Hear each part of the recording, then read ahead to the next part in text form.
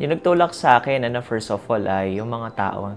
Kasi dahil nga 5 years kami na walang nagre-represent sa mga kabataan, so doon nabuksan yung aking puso at isip na tumakbo at maging kabahagi ng Sangguniang Kabataan.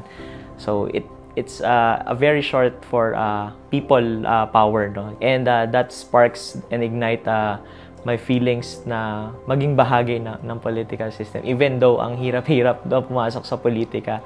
Pero magandang way siya kasi ang Sangguniang Kabataan ay para naman sa mga kabataan at to be the voice of the voiceless. Kung ako, sa akin, personally, ang aking advocacy ay more on education, youth empowerment. Pero yung sa Sangguniang Kabataan ko sa council, we are very diverse, no? Napakadami ng advocacy ng Sangguniang Kabataan dahil nga we are very empowered here at our barangay. No? So, inumpisahan namin ito syempre sa educational awareness. So, yun yung pinakauna.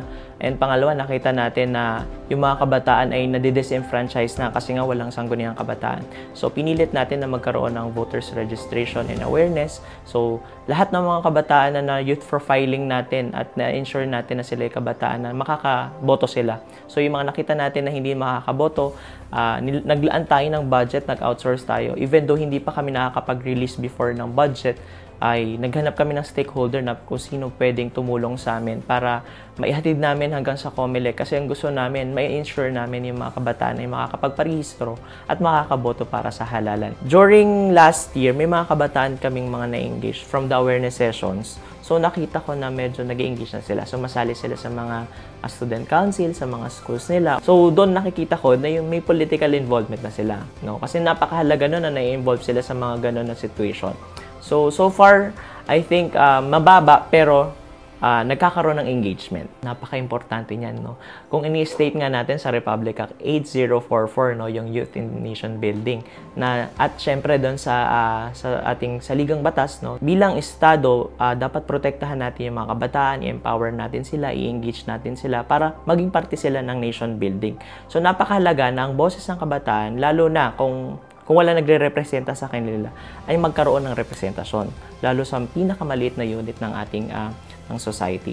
So, hindi lang dahil may batas, no? Dahil ito ay karapatan nga. No? Bilang karapatan, dapat hindi natin pinagsasawalang bahala yung mga ganitong bagay. Lalo't ang mga kabataan nga, sabi nga ni Dr. Jose Rizal, na ang pag-asa ng ating bayan at hindi mawawalang-wala yan. At naalala ko nga, no, kung maaalala natin, yung mga nauna sa atin, no, yung ating mga ninuno, ng mga kabataan ng mga nanguna, no, sa revolusyon, sa pagpapanatili ng kapayapaan. So hanggang ngayon, dapat hindi natin malilimutan yung mga ganun. Kasi tayo pa din ang patuloy ng pag-asa. Diba? Tayo yung mga susunod na henerasyon, tayo maaaring maging governors, mayors, o kaya minsan baka presidente pa. No? So napakahalaga ng involvement ng kabataan at syempre yung pagbibigay ng boses sa kanila. Napakahirap mag-engage at maghanap ng yung anuhin mo yung interest ng mga kabataan. Pero yun nga, ang ginagawa kasi namin dito, talaga nagbabahay-bahay kami. We want to help you na ganito yung society natin and para makatulong tayo sa society natin, mag-participate tayo. Huwag kayong mag-alinlangan kasi napakahalaga na tayo ay nagpaparehistro at syempre nakakaboto. Hindi man namin naririnig yung mga boses ninyo, pero doon sa pagboto nyo, maririnig namin yun. Dapat ma-instill natin sa mga tao na dapat tayo bilang mga kabataan ay hindi lang para sa ating mga sarili yung ginagawa natin. Bagkus ginagawa natin ito para sa kabataan, sa bayan at sa Diyos.